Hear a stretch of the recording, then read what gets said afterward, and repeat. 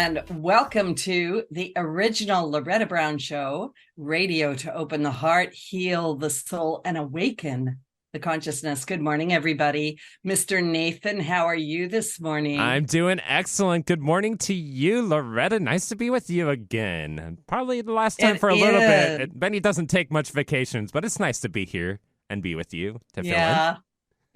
Yeah. And to Benny, have fun on vacation. But yeah, Nathan, it's great to have you. You do such a good job. Oh, Thank you so thank much. you. Yeah. Yeah. Really appreciate it. To everybody out there, it's been a little smoky, a little rainy, and hang in there. I got a great show for you today. It's going to encourage you, challenge you, and maybe, I don't know, wake you up. So I am the owner of Reiki Oasis, located right here in the greater Seattle area for almost 30 years. And I do have Reiki classes coming up. If you've been thinking about studying Reiki, I have a Reiki 1 class on Saturday, September 16th. Reiki 2 is October 14th, and my Temple for the Divine Feminine is September 23rd. And we will be doing some work with the autumn equinox. So I want to start with the blue moon, which took place the night of Wednesday, August 30th, or early morning Thursday, August 31st, which is today. So it was yesterday and today. The super blue moon is the convergence of 3 lunar occurrences: a full moon, a super moon, and a blue moon. A blue moon, once in a blue moon, is used when there is a full moon twice in a month.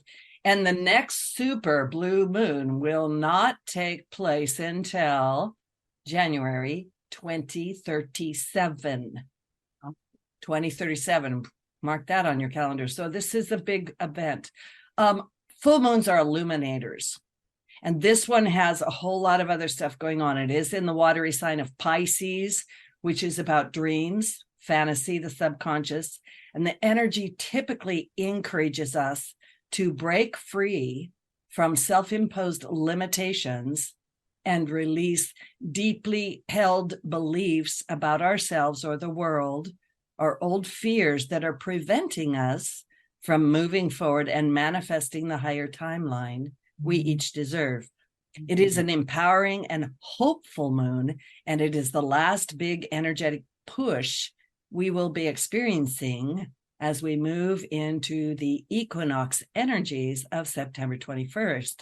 The moon is realigning our timelines into a reality that is truer to our inner self.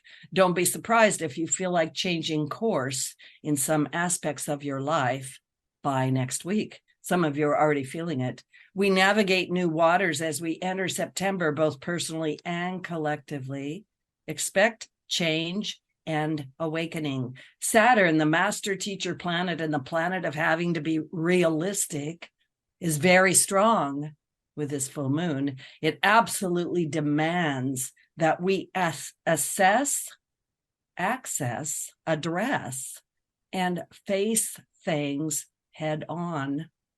So we're going to do that in our show today. We cannot stay stuck in denial or even illusion or delusion. It's essential we deal and address aspects of the past that are at this time showing up in our lives. Some people have said to me, Loretta, this energy is so heavy. Well, if you're carrying around something that you don't need to carry around, it could be heavy, right? But doesn't have to be. And there's no doubt that what we are facing is possibly heavy. It's change. But, once we face it, we have a far greater future. It's the only way to move forward. It's time for a reality check and a realistic assessment of the past of some kind. Saturn is an earth sign, and so this may well also show up in your physical body, especially with your skin, an excess of fire energy, a tendency for anger, irritation, and overreaction. None of us would ever do that. Us little fire signs. So the higher vibration of Pisces is about us embracing and acknowledging our spiritual nature and the spiritual nature of creation. So the question really is, have you and are you still building your house and future and purpose on the sands of illusion? Or are you building them on the rock of truth? That's it. That's it, guys. It's still based on old, outdated ideas. Well, those old ideas are being washed away. They are crumbling. And if you're waiting for one day when it's all perfect for you to be happy, I'm here to tell you that we need to get a little bit more active. It's an invitation to step in. Challenges are always opportunities, and to step into the I am instead of you is. Right? So Pluto is still grinding down on the North Node, Aries, South Node, Libra, insisting that we shift our focus and our attention to the evolution of the self instead of the external. It's time to bring yourself on the inside. You've got to live life from the inside out, not the outside in. And so many people give their power away. So it's not selfish to take care of you. It's actually self-responsible. Ultimately, you cannot rely on things outside of you. And so today we've got a show that's going to, give you some good grounding work, great from the inside out, harmonize yourself with the world, and let's do this. Right? Let's make it a commitment to love. By the way, there are 7 planets retrograde. Not 1, not 2, not 3. Whoa. So we've got Pluto, Venus, Mercury, Saturn, Neptune, Jupiter. Did I say Jupiter already? Uranus, did I say it already? All this retrograde energy is giving us the opportunity to go back and, in my opinion, clean up our mess, complete things, make that shift, find the courage, and move forward. Venus is going to come out of retrograde shortly, and Venus has been hammering on us about relationships. I'll get you some lights over here. And it's all about it. It's all about stepping into yourself. So I got 2 great guests today, Cate Montana and Robin Duda. Cate, in her book, Cracking the Matrix, 14 Keys to Individual and Global Freedom. If you haven't already bought it and read it, would you please just order it while you're listening to the show? Cate Montana explores the nature and presence of evil on this planet. She does it boldly, honestly, heartfeltly, and how to see the anti-life force, understand its agenda, and learn how to break free of its controlling influence. And in her book, Cate introduced us to Robin Duda, and she has introduced us to Robin Duda in the realm of 3D or 4D or 18D, whatever we're in.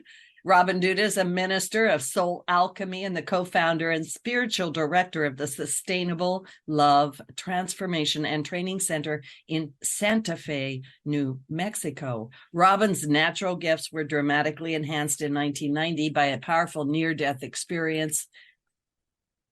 She's no longer nearly dead, by the way. She is here. I'm just teasing you. Mostly dead. Anyway, this event awakened her to the vital importance of reintegrating lost or overshadowed soul parts, and she is amazing. So join us for our second discussion of 6. Well, it's the first set of 6. I already know that. And we're going to have a lively discussion around here's our thing. You can think about it while we talk about it. Transforming apathy and outrage into loving action. Welcome to the show, ladies. Heartfelt love. I know, I'm watching you guys like fix your hair, and you do realize you're on camera. Yeah. Yeah, well, I don't think I had the cue. Good thing I didn't have my finger up my nose or something. Jeez. It's all good, it's family. That's what I always tell people. It's just family. Listening to that astrology, Loretta, I'm just sitting here and we're just going,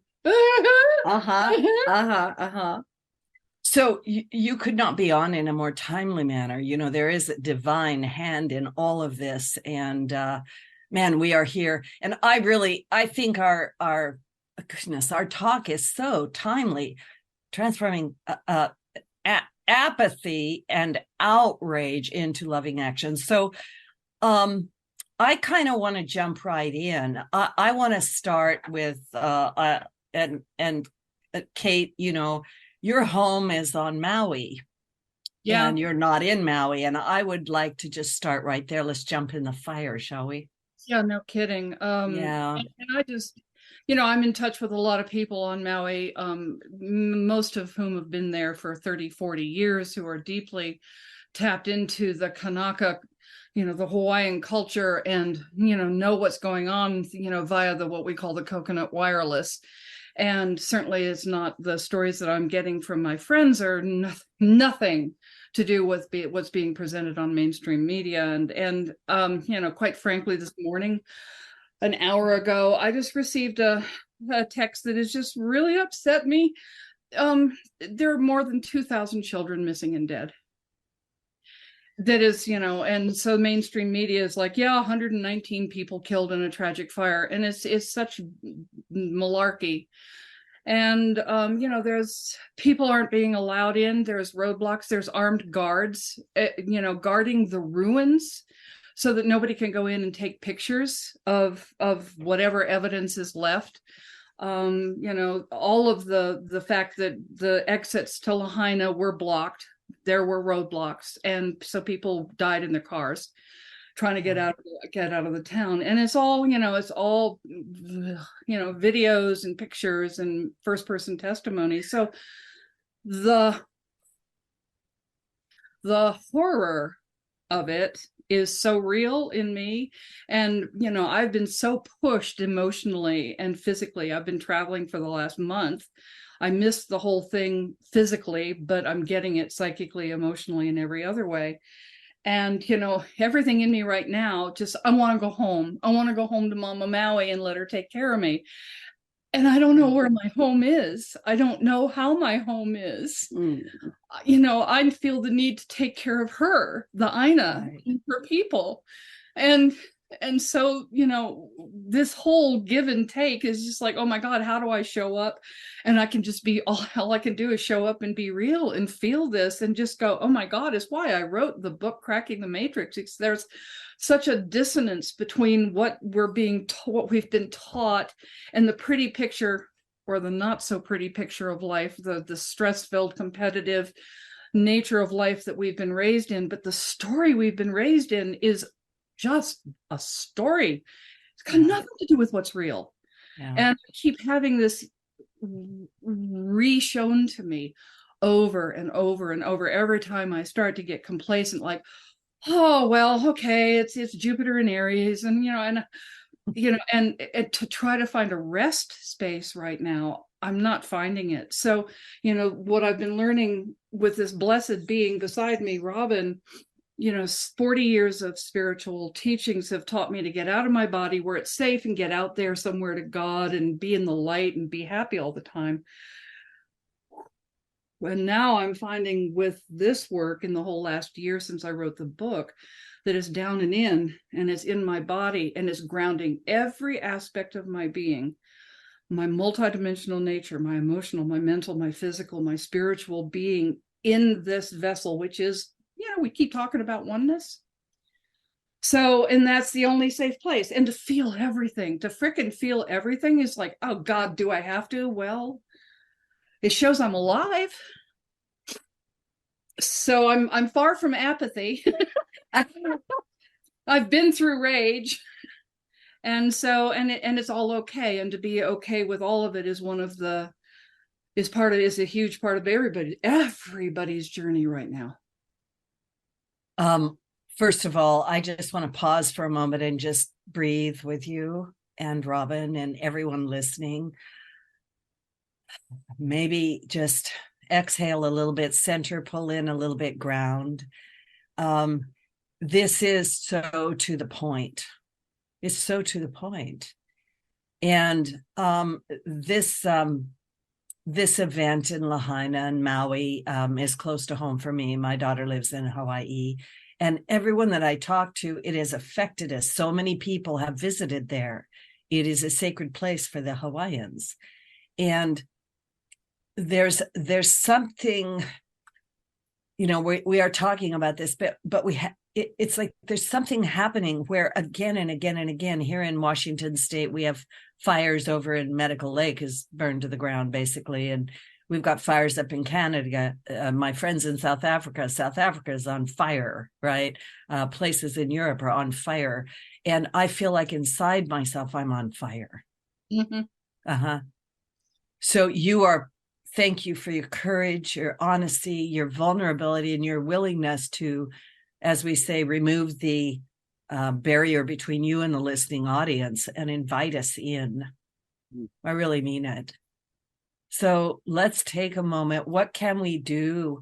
Because you are so in it, I can feel it. I'm going to do all I can not to cry on the show, but I might. Yeah. So let's everybody. Yeah, go ahead, Robin. Yeah, I think the fact that we are being so deeply affected by this experience because of the interconnection of Earth, of all the waters, of our skies, of our spirits, the spirit of the land, the devas, the angels that live around us and inside of us that are us, angels that walk with feet, right? That's us. We are humans with multidimensional experiences, that we are having this experience with Maui if we let ourselves feel. And when we let ourselves feel, then we cannot tolerate inhuman and horrific behaviors, because we're feeling it as if it's happening to us. Because it is. Because it is. And everything that teaches us to be roboticized, stay in the mind, leave our bodies, stay on our cell phones, get another pharmaceutical, another hit of weed, whatever it may be, to chill you out so you don't have to feel, that is numbing you from the oneness. And so many people that are young, that have been on Maui, that I'm close to, have dropped the marijuana, have dropped the ecstasy, have dropped the mushrooms, have dropped it because it's a distraction from this profound space of deep connection and knowing that I have to be responsible for what's happening to the body of Earth. Yeah. And any justification in my mind to numb out, to disconnect, to disassociate is hurting me and those in my space. Mm-hmm. If that's not enough of a wake-up call, the young are teaching me what is needed to pull their whole energy from all their lifetimes to respond to Cate here in Santa Fe, to respond to their dear friends in Maui. We're constantly talking to their friends in Maui, and just learning, what does it really mean to know this is happening to us? Yeah. And here we are in Santa Fe. It could be Los Alamos, Santa Fe next. Why not? Yeah. There's something here also, and I'm feeling it. Okay, so before the show with my guests, I always connect at the heart with people, which in my opinion helps me bypass personality, ego. We go straight into the divine space together. In this space, we are community. And for us as individuals and as a planet to understand that we are community, we are community, and there are people that are suffering and hurting. And it will sound like it's far distant, but it isn't. When we process our emotions, when we have the vulnerability, the courage, the stamina, whatever it is, to face our outrage at these events, and we process through that, and we find our way through to the other side, which is love, which sounds far distant, we're helping not only those people in that area, we're helping the earth, we're helping ourselves, we're changing our world. Yes. And we cannot do that if we are not going to look it straight on, which is what was said in the astrology. Yeah. It's time. It's time to wake up and smell the BS. and to see how beautiful the connection sitting here waiting for us. The earth is waiting for us to join her in the blossoming of what's always been this exuberant love field that is ongoing, and its only mission is more life. Yeah, more life. More life, more love, more joy, more. And we've been in this constricted matrix that is all about less competition, violence, blah, blah. This is not who we are. Right. And it's so easy to go, is the outrage aspect is now, well, what am I going to do about it? We have been trained to go into violence. Okay, I'm going to march, I'm going to protest, I'm going to take those son of a guns out, whatever. And it's like, wow, to try to find the balance of what really works. I know for myself, I've struggled with the concept of love. I've been so programmed into love as romantic and it's sexual and it's sweetness and light all the time and yada Or yada. it feels good all the time. And it feels good all the Yeah, time. it feels And good. well, where's the power in that? How is that going to stand up against a nuclear missile? But to align with life and to realize life and love are the same amazing force, and to know that this is embodied in this and everybody in the audience, and for us to come together and go, okay, I'm in my body solid. I feel this power and I feel this love and I direct my intention. I don't have to go to battle. I don't have to do it the old way that we've been taught that separates us. Well, and I think this is really the topic that we were sharing into, is how do you allow the rage, which is natural to a system that's being threatened. If your body knows someone has an intention to harm you, and as a child, even spanking, even shaming, even, a whole class of students telling you that you're stupid and ugly, that will bring up outrage, because there's an instinctual knowing that we don't deserve it. We don't deserve to be hit and punished and shamed and scolded and outcast. Yeah. So the kind of outrage that I feel we're reclaiming is the one that has an instinctual knowing of who you are, which is I am love and no one should treat me as if I'm not. But over education, over mentalizing who we are, conceptualizing who we are, we've disconnected from those deeper negative emotions and made them bad, because we can't be compliant if we're saying no.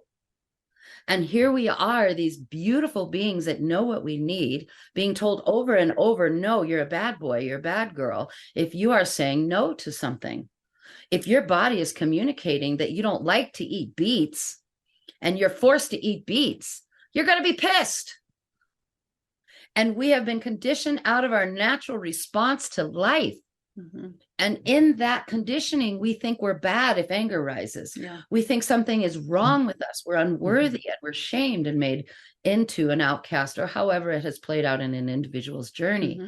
And then we disassociate when anger starts to rise. Or the interdimensional forces grab a hold of that denied anger, right, and they say, you're hurting because of everything out there. And you have no connection to your self-love. And everything out there is telling you who you are, and it's all their fault. So we polarize into two different swings of confusion. I'm really a piece of crap, and they're right, apathy. I don't deserve anything. I'll silence myself. And then the rage buries in the tissue. And then we have resentment and bitterness and cancer. And we have denial of who we really are and what our truth is. Or all of that energy goes into violence and making everybody wrong, and you're playing out victim, and you're toxic, dumping it out there, and then your hatred that's trying to move in here goes out there. And that neither direction, which is what we see on the planet all the time, either victims that are apathetic and we can't do anything, mm-hmm, and we're completely compliant and helpless, and we have to do what the government or the big higher spirit tells us that's outside of us. And we deny our own knowing to alchemize. These two energies inside of us are actually at the core where we need to love ourselves. So then we can come into the union of what is true for us and communicate the truth of us. But neither direction allows us to communicate. Mm-hmm. Neither direction allows love to come in and flow and have forgiveness and compassion for ourselves and others. And to me, we're being called at a level that I've never experienced. Yeah. I've been doing this alchemical healing work ever since, well, probably for eons of time, but certainly since my near-death experience, to alchemize everything that's happening inside of me and around me and find what love understands now about all of that, and then communicate the needs, feelings, and wants of a human.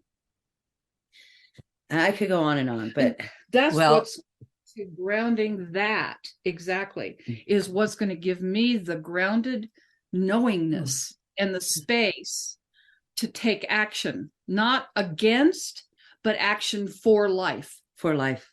It's going to direct me to, I haven't been seeing my friends on the mainland for 5 years. Out of the blue, I decided that I was going to take a 6-week tour of the mainland. I missed the whole violence business on Maui for a very specific reason. I don't know why, but I'm here, not there. But love guided me away from that danger zone. And so doing what Robin just said, if we're not tied up in the, I'm a piece of crap, or I'm not, acting out against because everything is bottled up and not known and not felt, not acknowledged, not loved, but is then misdirected. Now I can ground it and I can take action. I can listen and go, go here. Read this. Call this person, and just navigate. And that's flow. That's life flowing inside of you to respond powerfully. To get on a podcast, to call Loretta Brown and say, hey, we need to talk about these issues. We need to help people wake up. We need to stir the pot. Yeah.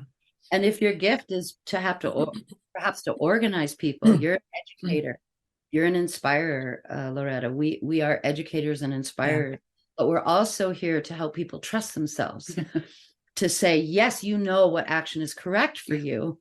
And you have to go through the toxic rage. You have to go through the pain. You have to be willing to feel it all to know what your right action is. Yeah.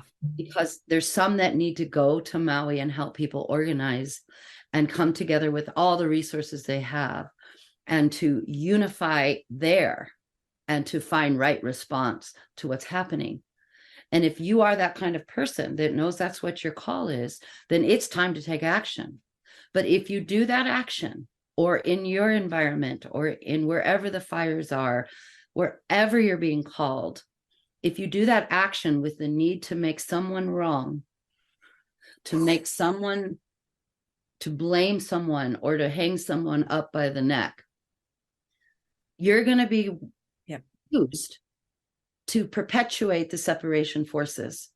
And this is so tricky. And I actually am feeling called to speak to Christians right now.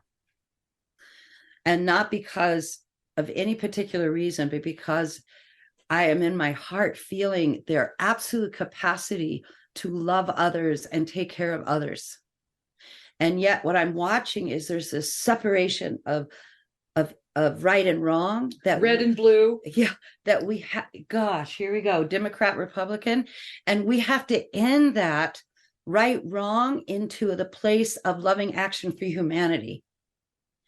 And it's no one person's fault this is happening. This is an evolutionary journey. This is a waking up of all of humanity, no matter where you've been in your journey, to find what loving action is.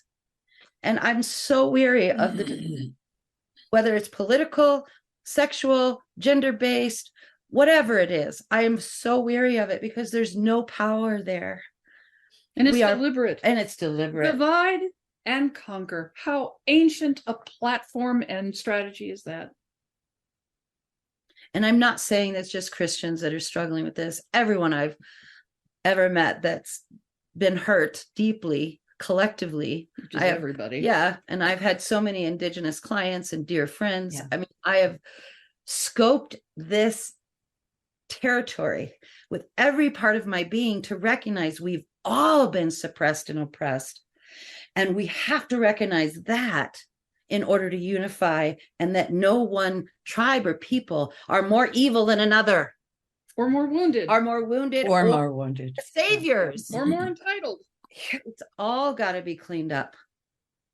Anyway, I just went on a rant, but you're perfect. We are going to take a little station break, and please do not go away. I love this conversation. I love this dialogue. And I'm right in there with both you ladies. My heart hurts over the divisiveness. It just hurts.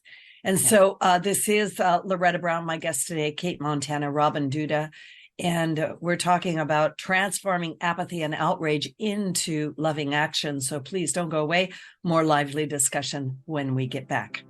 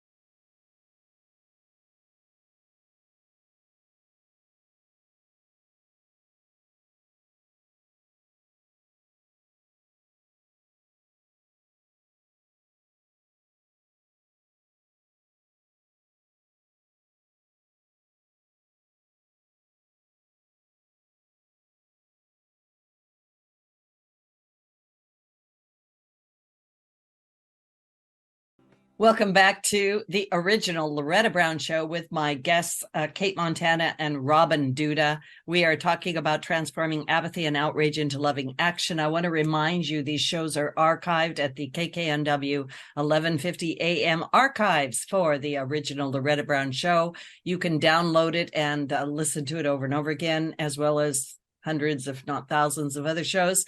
We're on iTunes, Podcast One, Spotify, Megaphone, YouTube. I'm sure I've Twitter. I think I've left something out, but do check it out. I want to start this second part of the show with a little quote from the old Irish healer to the soul. It's not your back that hurts, but the burden. It's not your eyes that hurt, but injustice. It's not your head that hurts, it's your thoughts. It's not the throat, but what you don't express or say with anger.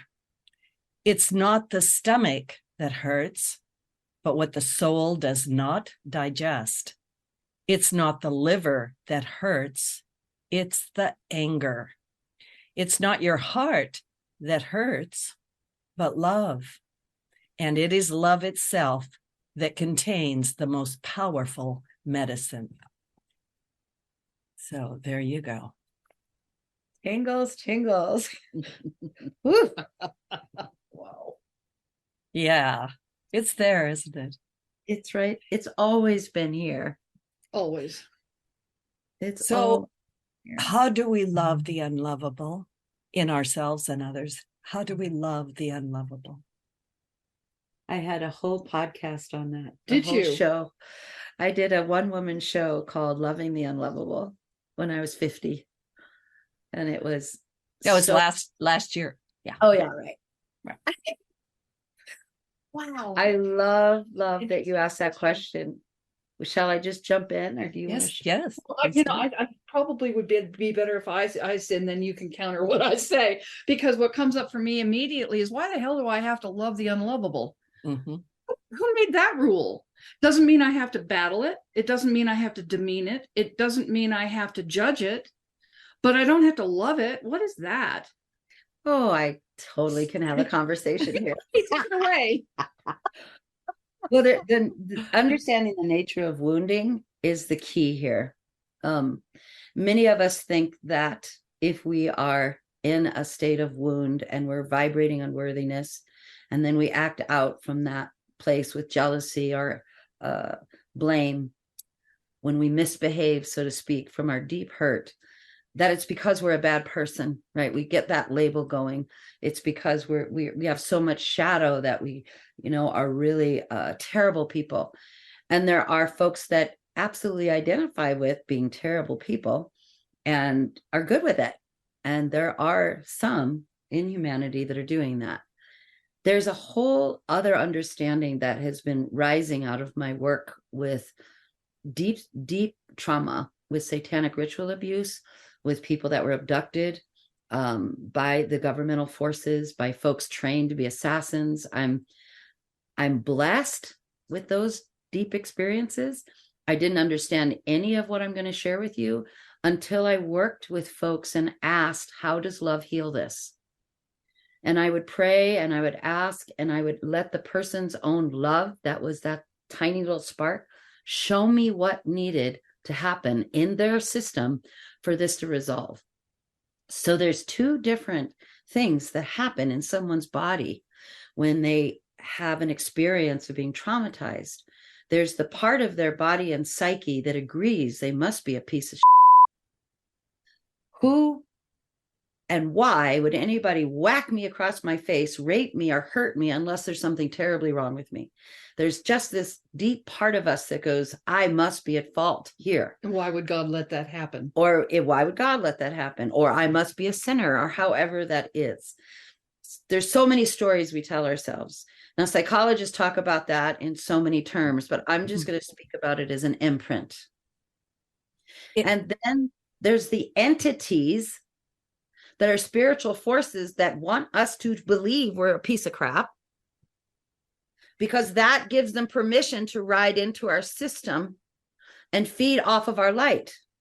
Now, I knew nothing about this until I decided to commit to loving the parts of me that felt unlovable. So when I loved the parts of me that believed I was a piece of shit, I didn't just disregard them and put them in the closet or send them down to the basement or the earth.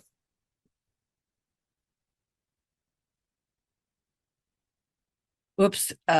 You guys are muted. You guys are muted. Not sure what happened there. Mm-hmm. Oh, yeah.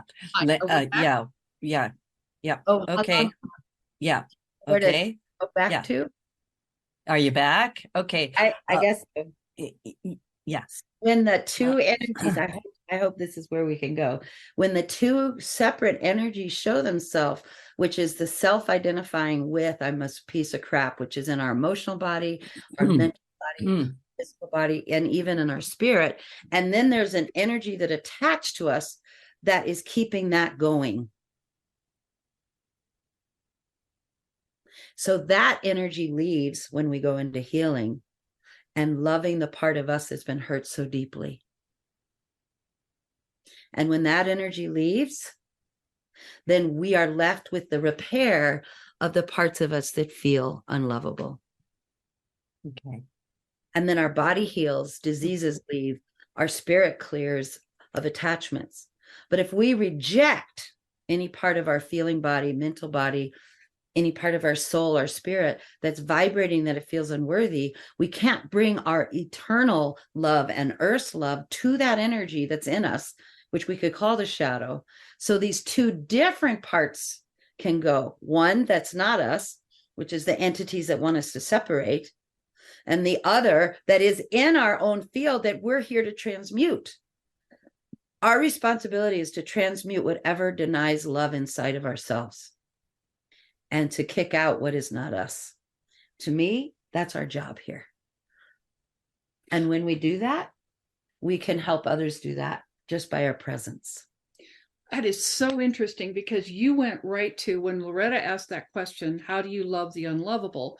I went to, I'm looking at whatever forces killed 2,000 children in Lahaina 2 weeks ago. Oh, Okay. So I went to external, not to do battle, not to judge, not to but to be with it. And you went to what's unlovable in me, which is fascinating, because I just listening to you say that, I'm like, how the heck can I get to a place of non-judgment, non-battle, unless I have dealt with my unlovable parts in myself that hate me for being a piece of crap, that is therefore going to take that internal self-hate and project it out and do battle. So, oh my God, I'm just getting cold chills all over. you can't have right action on the outside if you don't know who they are inside of you. That's right. And I've said this and said that 12 years ago, 13 years ago. How old am I? So it's the truth for me that seems to keep showing up in all of my healing sessions, is when we alchemize, love the parts of us that believe the lie, and release the liar. The liar could be mother or father or teacher that said, you're not a good boy, you're not a good girl. Teacher, mother, father, who was equally twisted up Exactly. by other forces, external forces, That's right. interdimensional forces, who didn't know better and just perpetuate the family, the cycles of unworthiness, the patterns of unworthiness. So it's a big step to love the unlovable, but it is the alchemical journey. And so many teachers have taught us this. I'm not saying anything that new. I'm just saying it in my way. Yeah. And Loretta, you're brilliant in your healing work. Cate, we all have a way that love wants to express through us. And that's our job, is to let that come through. Yeah, for years and years, I've been doing a similar work, right? The alchemy, and also in what I call erasing the victim, right? Calling in the power. And a lot of things that have happened to people, they'll tell me sad stories. I mean, literally, I've heard it all, really, through my almost 30 years of listening. And many things are very heart-wrenching. But I figured out a long time ago that even as heinous as events might be, it is the belief that you take in about yourself that is the true culprit. That idea, I am not lovable, I am not good enough, I cannot be who I am, I cannot say that, I cannot do that. And it's all of that. So I have to mold and shape myself into a world that is also being run by a bunch of lies. So here we are at the moment of truth. Here we are under the big illuminator of the blue moon. And here we are with all these planets retrograde and edging into the age of Aquarius, which is about community. All of it is about community. And at the beginning of that, we're being asked to take a look at the very first step of our journey, which is North Node Aries, which is the self. I am. And the key word for Aries is courage. The first step is about overcoming fear. That's the beginning of our journey. And so here we are. So outside of us is the outrage. Inside of us is the outrage. It's a reflection, as within, so without, as above, so below, and so forth and so on. And so I just want to kind of pull it in for the listeners, and we're not done yet. The purpose of this show for me was to give a platform for this sort of discussion, which is not always pretty. And to bring us right into all around the edges. I've been hearing people talking about this and that, and this horrible thing and that horrible thing. And then they'll go about and they'll go, but, you know, I've got to go to the grocery store and, things are good. And I go, but things are really not good. So we want to get down into it. Once we have made a realization, any realization, even a tiny realization, that somehow we have been shaped, manipulated, lied to, coerced, or that things around us are not exactly as we have thought they were, even if it's to the extent of, yes, there are global things, yes, there are, but even if it's at the extent of, I was told I was not lovable, that's a lie, right? How do I shift myself now that I've faced my outrage, now that I'm feeling it? How do I get into loving and loving action? Shall I go? Oh, go. Well, this whole commitment to being embodied that we've been talking into, most of us that have been in spiritual work for a long time, whether it's a religious pattern of turning to spirit, or if it's just your own way of getting connected through nature, we tend to go to somewhere to try to get out of what we're experiencing. For me, the greatest transformation has happened when I let someone know that I trust holds love for me.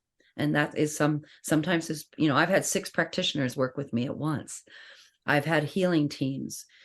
I've had one person work with me at once, meaning if the loving presence for you is there, then you have the ability to go into your body, invoke the eternal essence of who you really are, which is love in wholeness, and invite it to those places in your body, in your mind, in your emotions, in your astral, in yourself that haven't been vibrating freedom, that have been stuck. If you are willing to feel and you don't know if you're safe, then get a practitioner. If you feel overwhelmed by this trauma, get someone, a practitioner that you know loves you. More than the modality, it's whether they care for you or not. And can have a real relationship. Like, Yes. I am not going to fix you. I'm not the healer. Yes. You're the healer of Right. yourself, but I'm going to in love and feedback and communicate so that you can Access it for yourself. access it for yourself. And as the earth is vibrating higher and higher at this time, there is more resource in nature that available to us than ever before, because the earth itself is, if some call it ascension, some call it moving into a higher frequency of itself. It's having its own evolutionary experience. That means our bodies are purging what has not been loved yet. So to go into our bodies is to say yes to your earth, yes to your past trauma, yes to the pain that hasn't moved, and yes to healing the belief systems that have kept you small and little and a victim. But you have to make a choice that I am going to trust love to take me through this journey. And I'm going to invite someone to hold that love post for me when I forget. We cannot do this alone anymore. I hold pods, small groups, a lot of small groups online. And I know you do, Loretta, groups that keep with you. I feel so much that the workshop era is almost over if it doesn't include building loving relationships afterwards. I mean, in the 90s and the 2000s was, how can you self-heal? How can we be the self-help movement? We were all waking up. And now it's time to recognize you have to be held in love continually by other to help you stay on track with what you need, because it's relationship that mirrors exactly what you need to love next. And love is not this ooey, you're okay. Now just breathe, darling. And just breathe. And you just go to that nice, light, soft pink place. It can be that, but it's a lot. It can be. It's saying radical truth too. It's speaking radical truth. So once you have that journey of really going inside and that commitment to self, and you have someone that can hold a container or a practitioner that's willing to take you through a process so you can access those feelings and let go of those past traumas, then you're going to be able to feel what is loving action in my life. And to me, if you can't have new behaviors, I'm not going to be with toxic people. I'm not going to tolerate my mother putting me down. I am no longer going to be with my cousin who tells me that I'm a whatever. I'm not going to keep drinking because I just can't deal with any of this. Yeah. You have to follow through with what your body needs to keep the love flowing, which is moving yourself out of toxicity, moving away from toxic foods, moving away from movies that are violent, moving away from people that want you to stay in a codependent relationship, or inviting them into the healing process. If you can't take action and change your behavior, then your inner child and all this healing work, it doesn't it doesn't register as real because our outer world, we must attend to the outer world. We can't do all of it from the inside out anymore. We are being called from the outside in, and the inside out are both equally important, which is why community is just like right in my heart. I mean, our community is growing and grounding and getting land, and we're just really moving forward in the loving relationship pieces. Well, and I think you're both saying it very well. Healing, coming back to the self, finding that new way of being is a journey. So many people are in an instant world. I want it instantly. How many times do I need to come and see you, Loretta? Could we do it in 5 minutes, right? Or they show up and they have 85 things that need to shift. And I'm like, well, there's a core issue here, right? When you immerse yourself into, or make a commitment, I should say, to your own journey, you are going to end up in community, and you will end up helping others along the way, because that's really how that works.